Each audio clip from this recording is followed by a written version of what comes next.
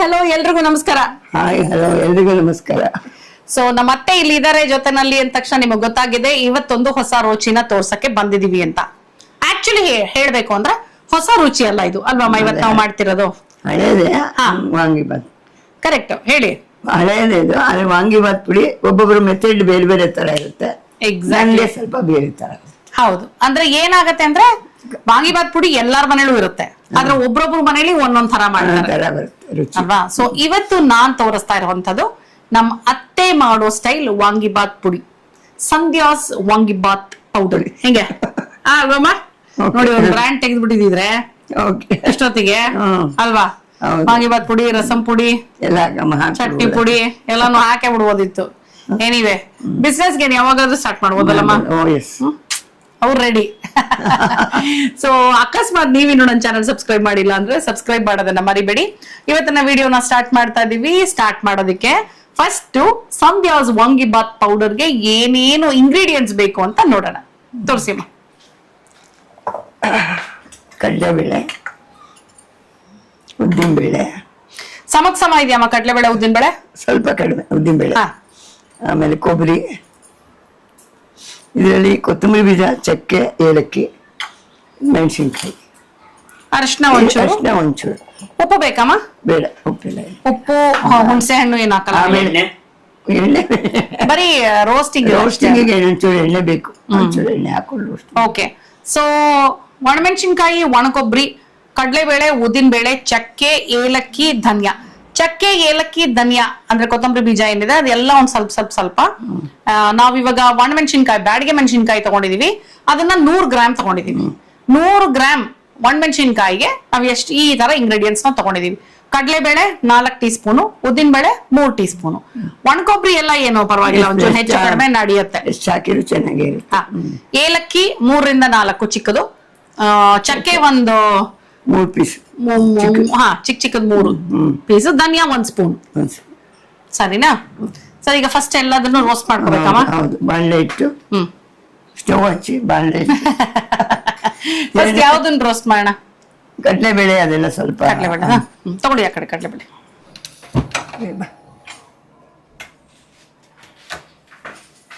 So first ಕಡಲೆಬೇಳೆ ಹಾಕ್ಲಮ್ಮ. ಹುರ್ಕೊಳ್ಳಿ ಇದು ಕೈ ತಗೋ.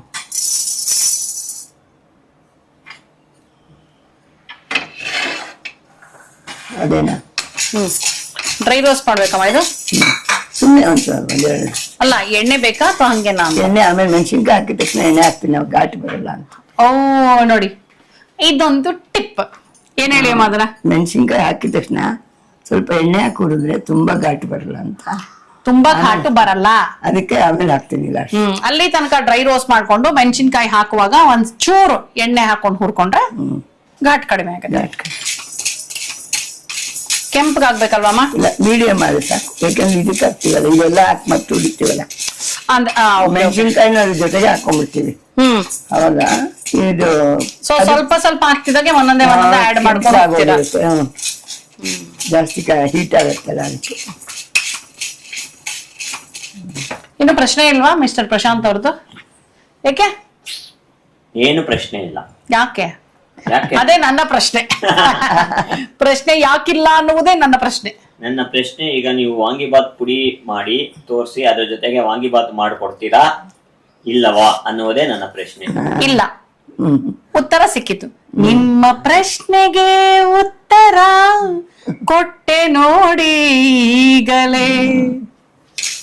ಸೊ ವಾಂಗಿಬಾತ್ ಮಾಡಿ ತೋರಿಸ್ತಾ ಇಲ್ಲ, ವಾಂಗಿಬಾತ್ ಪುಡಿ ಮಾಡಿ ತೋರಿಸ್ತಾ ಇದೀವಿ. ಇದರಲ್ಲಿ ನೀವು ಕೂಡ ಬಾತ್ ಮಾಡ್ಕೋಬೇಕು. ಎಷ್ಟು ದಿನಗಳ ಗಟ್ಟಲೆ ಸ್ಟೋರ್ ಮಾಡಬಹುದು? ಒಂದು ನೀವು ವಾರಕ್ಕೊಂದ್ ದಿವಸ ಮಾಡಿದ್ರೆ 1 ತಿಂಗಳು ಸ್ಟೋರ್ ಮಾಡ್ಕೋಬಹುದು. ತುಂಬಾ ಮಾಡಿ ಇಟ್ಕೊಂಡ್ಬಿಟ್ರೆ ವಾಸನೆ ಹೊಟ್ಟೋಗುತ್ತೆ, ಆವಾಗ ರುಚಿ ಕಡಿಮೆ ಆಗೋಗುತ್ತೆ. ಅದಕ್ಕೆ ನೀವು 1-2-3 ಸತಿಗೆ ಆಗೋಷ್ಟು ಮಾತ್ರ ಮಾಡ್ಕೋಬೇಕು. ಅಂದ್ರೆ ತಿಂಗಳಿಗೊಂದ್ಸಲ, ತಿಂಗಳಾನ್ಗಟ್ಲೆ ಸ್ಟೋರ್ ಮಾಡಬಹುದು, ಮಾಡಕ್ಕಾಗಲ್ಲ ಅಂತ ಏನಿಲ್ಲ. ಹಳೇದಾಗ್ಬಿಡುತ್ತೆ, ಆ ಫ್ರೆಶ್ನೆಸ್ ಹೊಟ್ಟೋಗುತ್ತೆ, ರುಚಿ ಚೇಂಜ್ ಆಗ್ತಾ ಹೋಗುತ್ತೆ. ನೋಡಿ ಇನ್ನೊಂಚೂರು ಆಗ್ಲಿ, ಸಾಕು ಆಗುತ್ತೆ. ಕಲರ್ ಚೇಂಜ್ ಆಗ್ದಂಗೆ ಇಲ್ಲ. ಇಲ್ಲ, ಚೇಂಜ್ ಆಗೋದೇನು ಬೇಡ. ಇದ್ರ ಜೊತೆಗೆ ಅದು ಹುರ್ಕೊಳ್ಳಿ. ಉದ್ದಿನ ಬೇಳೆ ಒಂಚೂರು ಕಡಿಮೆ ಇದೆ ಕಡಲೆಬೇಳೆಗಿಂತ. ಅಷ್ಟೇ. ಕೆಲವರು ವಾಂಗಿಬಾತ್ ಪುಡಿನ ಬರೀ ಕಡಲೆಬೇಳೆ, ಉದ್ದಿನಬೇಳೆ, ಚಕ್ಕೆ, ಒಣಮೆಣಸಿನ್ಕಾಯಿ ಅಷ್ಟೇ.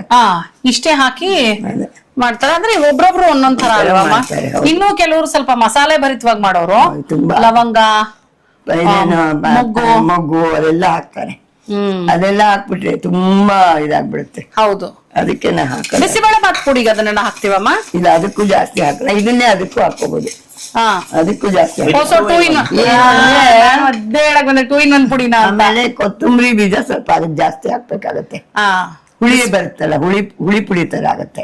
ಇದಕ್ಕೆ ಕೊತ್ತಂಬರಿ ಬೀಜ ಜಾಸ್ತಿ ಹಾಕಲ್ಲ. ಕೆಲವರು ಎಲ್ಲ ಮಾಡ್ಕೊಂಡು ಒಂದೇ ತರ ಮಾಡ್ಕೊಂಡು ಎಲ್ಲದಕ್ಕೂ ಮಾಡ್ತಾರೆ. ಬಟ್ ನಮ್ಗೆ ಅದು ಸೆಟ್ ಆಗಲ್ಲ ಅಷ್ಟೇ. ಸೊ ಬಿಸಿಬೇಳೆ ಬಾತ್ ಪುಡಿಗಾದ್ರೆ ಇದೇ ಸೇಮು, ಬಟ್ ಧನಿಯಾ ಜಾಸ್ತಿ ಹಾಕ್ಬೇಕು. ಜಾಸ್ತಿ ಸ್ವಲ್ಪ ಧನಿಯಾ, ಮೆಂತ್ಯ ಅದೆಲ್ಲ ಹಾಕ್ತಾರೆ. ಧನಿಯಾ, ಮೆಂತ್ಯ ಎಲ್ಲಾ ಹಾಕ್ಬೇಕು. ಬೇರೆನೆ ಪುಡಿ ಹಾಕಿದ್ರೆ ಅದು ಬೇರೆ ಪುಡಿನೇ ಮಾಡ್ಕೊಳ್ಳಿ. ಇನ್ನೊಂದ್ಸಲ ಮಾಡಿ ತೋರ್ಸೋಣ ಅದನ್ನು. ಆಯ್ತು. ನೀವಂದ್ರೆ ಸಾಮಾನ್ಯವಾಗಿ ಬಿಸಿಬೇಳೆ ಬಾತ್ ಪುಡಿ ತಕ್ಷಣ ಹುರ್ಕೊಂಡ್ ಮಾಡ್ತೀರಾ ಅಲ್ವಾ? ಹೌದು. ಒಂದ್ಸಲ ಬಿಸಿಬೇಳೆ ಬಾತನ್ನೇ ಮಾಡಕ್ ತೋರ್ಸೋಣ. ಫ್ರೆಶ್ ಆಗಿ ಪುಡಿ ಹುರ್ಕೊಂಡು ಮಾಡ್ತೀರಲ್ಲ, ಅಥವಾ ಫ್ರೆಶ್ ಆಗಿ ಫ್ರೆಶ್ ಆಗಿ ಪುಡಿ ಹುರ್ಕೊಂಡು ಹುಳಿ ಮಾಡ್ತಿರಲ್ಲ, ಅದನ್ನು ಮಾಡಿ ತೋರಿಸಬಹುದು ಅಲ್ವಾ? ಯಾವಾಗ್ಲೂ ನಾನು ಫ್ರೆಶ್ ಆಗಿ ಹುರಿದೇ ಮಾಡಿ. ಸೊ ಅದು ಚೆನ್ನಾಗಿರುತ್ತೆ, ರುಬ್ಬಿಟ್ಟಿದ ಹುಳಿಗಳು. ಹೌದು. ಈಗ ಇದಾಗ್ತೀನಿ, ಚಕ್ಕೆ, ಸ್ವಲ್ಪ ಕೊತ್ತಂಬರಿ ಬೀಜ, ಏಲಕ್ಕಿ ಹಾಕ್ಬಿಡದಮ್ಮ. ಹಾಕು.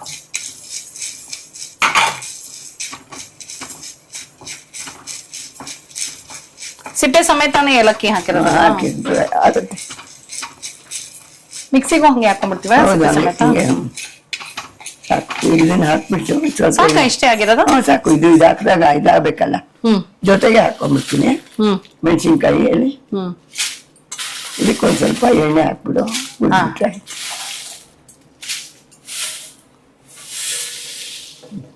ಸೊ 100 ಗ್ರಾಮ್ ಬ್ಯಾಡ್ಗೆ ಮೆಣಸಿನ್ಕಾಯಿ. ಬ್ಯಾಡ್ಗೆ ಮೆಣಸಿನ್ಕಾಯಿ ಹಾಕಿದ್ರೆ ಕಲರ್ ಬರುತ್ತೆ. ಗುಂಟೂರು ಮೆಣಸಿನ್ಕಾಯಿ ಅಥವಾ ಮಣ್ಕಟ್ ಮೆಣಸಿನ್ಕಾಯಿ ಹಾಕಿದ್ರೆ ಖಾರ ಬರುತ್ತೆ. ಕಲರ್ ಹಳದಿ ಬರುತ್ತೆ, ಅದು ಇದು ಕೆಂಪು ಬರುತ್ತೆ. ಹಳದಿ ಅಂದ್ರೆ ನಾಟ್ ಎಕ್ಸಾಕ್ಟ್ಲಿ ಹಳದಿ, ಬಟ್ ಇಷ್ಟು ಕೆಂಪು ಬರಲ್ಲ. ಇಷ್ಟು ಕೆಂಪು ಬರಲ್ಲ. ಸೊ ಇದು ಕಲರ್ ಚೆನ್ನಾಗಿ ಬರುತ್ತೆ. ಸೊ ನಾವೀಗ ನಿಮಗ್ ತೋರಿಸ್ತಿರೋದು 100 ಗ್ರಾಮ್ ಬ್ಯಾಡ್ಗೆ ಮೆಣಸಿನ್ಕಾಯಿಗೆ ಏನೇನ್ ಹಾಕಿ ಮಾಡೋದು ಅಂತ. ಗುಂಟೂರು ಹಾಕೊಂಡು ಮಾಡ್ಬೋದಾ? ಗುಂಟು ಎರಡು ಮಿಕ್ಸ್ ಮಾಡ್ತಾರೆ. ಬೇಡಿಗೆ ಸ್ವಲ್ಪ, ಗುಂಟೂರು ಸ್ವಲ್ಪ. ಹೌದು. ಅದು ಖಾರ ಜಾಸ್ತಿ ಸಿಗ್ಲಿ ಅಂತ. ಅದ್ರ ಖಾರ ಕಡಿಮೆ ಆದ್ರೂ ಕಲರ್ ಬಂದಿರುತ್ತೆ. ಅದಕ್ಕೆ ಇದನ್ನ ಮೆಣಸಿನ್ಕಾಯಿ ಜಾಸ್ತಿ ಹಾಕೋಬೇಕಾಗತ್ತೆ. ಅದಕ್ಕೆ ಏನ್ ಮಾಡ್ತಾರೆ, ಸ್ವಲ್ಪ ಬೇಡಿಗೆ, ಸ್ವಲ್ಪ ಗುಂಟೂರು ಹಾಕೊಂಡು ಖಾರ ಬರ್ಬೋದು. ಪುಡಿಗಳೆಲ್ಲ ಹಾಕಿ ಮಾಡೋರು ಹಂಗ್ ಮಾಡ್ತಾರೆ. ನನಗೇನು ಅಂದ್ರೆ ನನಗೆ ಬೇಡಿಗೆ ಒಂದೇ ಹಾಕೋದು, ಯಾಕಂದ್ರೆ ಹಾಕಿ ಬರಲ್ಲ. ಗೊತ್ತು. ಅಯ್ಯಪ್ಪ, ತುಂಬಾ ಕಲರ್ ಕಾಶ್ಮೀರಿ ಪುಡಿನೇ ಮಿಕ್ಸ್ ಮಾಡಂಗಿಲ್ಲ. ಪುಡಿ ಯಾಕೆ ಮಾಡ್ಬೇಕು? ಅದೇ ಅಲ್ಲ, ಆ ಕಾಶ್ಮೀರಿ ಪುಡಿನೇ ತಗೊಂಡ್ ಬಂದ್ ವಾಂಗಿಬಾತ್ ಮಾಡ್ಕೋಬಹುದಲ್ವಾ? ಅಚ್ಕಾರದ ಪುಡಿ ಮಾಡ್ತೀರಮ್ಮ ನೀವು? ಅಚ್ಕಾರದ ಪುಡಿಗೆ ಏನು ಮಾಡಬಹುದಿಲ್ಲ, ಹಂಗೆ ಪುಡಿ ಹಾಕೋದು. ಬೇಡಿಗೆ ಮೆಣಸಿನ್ಕಾಯಿನ ಅಷ್ಟೇನಾ? ಅಷ್ಟೇ ಬೆಚ್ಚಗೆ ಮಾಡ್ಕೊಂಡ್ಬಿಟ್ಟು ಅದನ್ನ ಮಿಕ್ಸಿಗೆ ಹಾಕ್ಬೋದು ಅಷ್ಟೇ. ಅದೇ ಅಚ್ಕಾರದ ಪುಡಿ ಅಷ್ಟೇ, ಅದೇ ಅಚ್ಕಾರದ ಪುಡಿ. ಇನ್ನೇನು ಹಾಕ್ಬಾರ್ದು. ಅದನ್ನೇ ಉಪ್ಪಿನಕಾಯಿಗೆಲ್ಲ ಮಾಡ್ಕೊಂಡು ಇಟ್ಕೊಂಡು ಹಾಕೋತಾರೆ. ಕೆಲವರು ಉಪ್ಪಿನಕಾಯಿ ಮಾಡೋರು ಅಚ್ಕಾರದ ಪುಡಿ ಕೊಂಡ್ಕೊಂಡ್ ಬರಲ್ಲ. ಈ ಬೇಡಿಗೆ ಮೆಣಸಿನ್ಕಾಯಿನ ಚೆನ್ನಾಗಿ ಪುಡಿ ಮಾಡಿಟ್ಕೊಂಡ್ಬಿಟ್ಟು ಅದನ್ನೇ ಹಾಕ್ಬಿಡ್ತಾರೆ, ಹಸಿಮೆಣಸಿನ್ಕಾಯಿ. ಅದೇ ಅವ್ರು ಮಾಡೋದು, ಅದೇ ಮಿಷಿನ್ಗೆ ಹಾಕಿ ತೆಗಿತಾರೆ ಅಷ್ಟೇ ಆ ಮೆಣಸಿನ್ಕಾಯಿನ. ಸೊ ಇದು ಸ್ವಲ್ಪ ಕೈ ಬಿಡ್ದಿರ ನೀಟಾಗಿ ಹುರ್ಕೊಳ್ತಾ ಇರ್ಬೇಕಲ್ವಾ? ಅಷ್ಟೇ. ನಾವು ಹುರಿತಾ ಇರ್ತೀವಿ, ಒಂದ್ ಸ್ಟೇಜ್ ಬೈ ಸ್ಟೇಜ್ ನಿಮಗ್ ತೋರಿಸ್ತೀವಿ. ಓಕೆ, ಇಷ್ಟಾಗಿದೆ. ಇವಾಗ ಆಫ್ ಮಾಡ್ಕೊಂಡಿದೀವಿ. ಇದು ಸ್ವಲ್ಪ ತಣ್ಣಗಾಗ್ಬೇಕಲ್ವಮ್ಮ ಇವಾಗ? ಯಾಕೆಂದ್ರೆ ಮಿಕ್ಸಿಲಿ ಮತ್ತೆ ಅದಕ್ಕೆ ಬಿಸಿ ಬರುತ್ತಲ್ಲ, ಅದರಿಂದ ಪುಳಿ ಕಲರ್ ಕರೆಕ್ಟ್ ಆಗಿ ಬರುತ್ತೆ. ಹೌದು. ಇದನ್ನ ಜಾಸ್ತಿ ಹುರಿದು ಬಿಟ್ರೆ ಕಪ್ಪು ಕಲರ್ ಬಂದ್ಬಿಡುತ್ತೆ, ಸೀದೋದಂಗೆ. ಓಕೆ, ಸೊ ಇಷ್ಟೇ ಹದ ಆದ್ರೆ ಸಾಕು. ಓಕೆ, ಮಿಕ್ಸಿನೂ ಹೀಟೇ ಆಗೋದು. ಹೌದು. ಸೊ ಹೀಟ್ ಆಗೋದ್ರಿಂದ ನಾವು ಏನೇ ಪುಳಿ ಮಾಡ್ಲಿ, ಹುಳಿಗೂ ಮಾಡ್ಲಿ, ಮೀಡಿಯಮ್ ಆಗಿ ಹುರ್ಕೊಂಡು ಹಾಕ್ಬಿಟ್ರೆ ಅದು ಹೀಟ್ಗೆ ಸೆಟ್ ಆಗಿ ಹೋಗುತ್ತೆ. ಕರೆಕ್ಟ್. ಅಂಡ್ ನಾವ್ ಇದಕ್ಕೆ ನೀರು ಸೇರ್ಸಲ್ವಲ್ಲ, ಪುಡಿ. ಸೊ ಹಾಗಾಗಿ ತಣ್ಣಗಾಗುತ್ತೆ. ಪೂರ್ತಿ ರೂಮ್ ಟೆಂಪರೇಚರ್ ಬಂದ ಮೇಲೆ ಹೌದು ಮಿಕ್ಸಿಗೆ ಹಾಕೋಣ. ಓಕೆ ಓಕೆ, ಈಗ ರೂಮ್ ಟೆಂಪರೇಚರ್ ಬಂದಿದೆ. ಸೊ ಮಿಕ್ಸಿ ಜಾರ್ಗೆ ಇದನ್ನೆಲ್ಲ ಟ್ರಾನ್ಸ್ಫರ್ ಮಾಡ್ಕೋಣ ಬನ್ನಿ. ಅದಕ್ಕೆ ಭದ್ರ ಕಬ್ಬಣದ್ದೆಲ್ಲ ಇದಾಗುತ್ತೆ.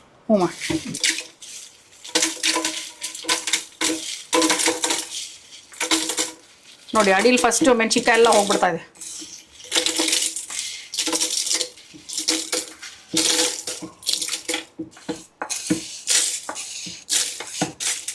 ಓಕೆ, ಈಗ ಫಸ್ಟ್ ಒಣಮೆಣಸಿನ್ಕಾಯಿ, ಉದ್ದಿನಬೇಳೆ, ಕಡಲೆಬೇಳೆ, ಚಕ್ಕೆ, ಏಲಕ್ಕಿ, ಧನಿಯಾ ಏನು ಹಾಕೊಂಡಿದೀವಿ ಇದನ್ನ ಒಂದ್ಸಲ ರುಬ್ಕೊಂಬೇಡ. ಹುರಿದಿರೋದು ಪುಡಿ.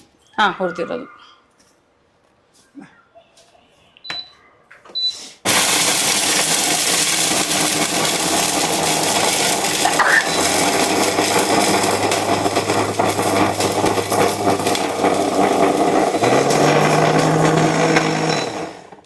ಒಂದ್ಸಲ ಕೂರಿಸು. ಇದೊಂದ್ಸಲ ಹಿಂಗ ಅನ್ಸದ. ಇದು ಹೇಗಮ್ಮ, ಫುಲ್ ನುಣ್ಣಗ್ ಪುಡಿ ಆಗ್ಬೇಕಾ?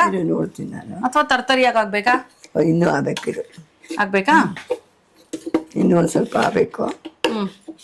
ಆಮೇಲೆ ಅಷ್ಟರಲ್ಲಿ ಕೊಬ್ಬರಿ ಹಾಕಿದ್ದಾನೆ ಅದು.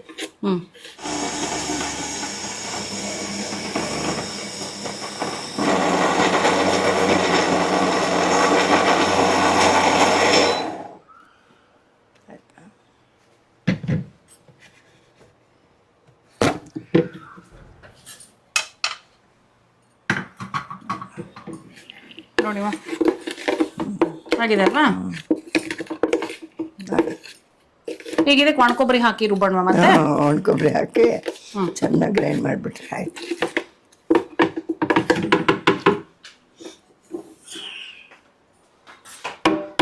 ಇಷ್ಟು ಹಾಕೊಂಡ್ಬಿಡೋದಲ್ವಾ? ಅಷ್ಟು ಹಾಕೊಂಬಿಡ. ಅಷ್ಟು ಇದರಲ್ಲಿರೋ ವಾಂಗಿಬಾತ್ ಪುಡಿನ ಕೂಡ ನೋಡಿ ವೇಸ್ಟ್ ಮಾಡ್ದಿರಾ ಇದಕ್ಕೆ ಬಳಿತಾ ಇದ್ದೀನಿ ನೋಡಿ. ಹಿಂಗೆ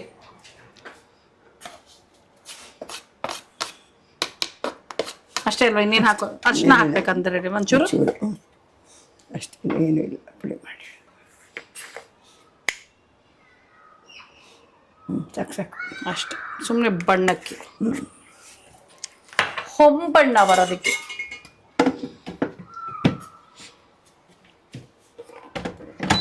ಹೊಂಬಣ್ಣ.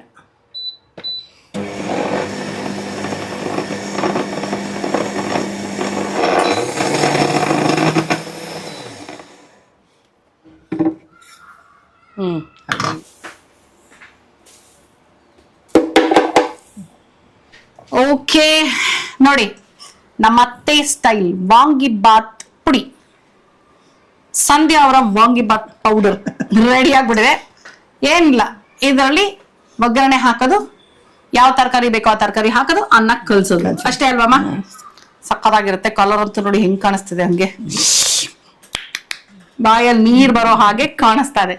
ಸೊ ಇದೇ ತರ ಪುಡಿನ ಒಂದ್ಸಲ ನೀವು ಮಾಡಿ ವಾಂಗಿಬಾತ್ ಕಲ್ಸಿ ಹೇಗಿತ್ತು ಅಂತ ನಮಗೆ ತಿಳಿಸೋದನ್ನ ಮರಿಬೇಡಿ. ಓಕೆನಾ? ಯಾವ್ಯಾವ ತರಕಾರಿ ಹಾಕ್ಬಿಟ್ಟು ಮಾಡ್ಬೋದಮ್ಮ ಇದಕ್ಕೆ?